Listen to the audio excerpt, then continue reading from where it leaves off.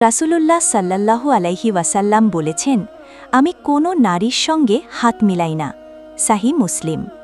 আজ আমরা দেখি বিয়ের আগে ছেলেমেয়েরা একসাথে হাঁটে, হাত ধরে, ছবি তোলে, এমনকি একে অপরকে ছোঁয়াও লজ্জার কিছু মনে করে না। কিন্তু জানেন কি, ইসলাম গায়রে মাহরাম নারী পুরুষের স্পর্শকেও হারাম ঘোষণা করেছে, কারণ এটাই বড় গুনাহার সূচনা।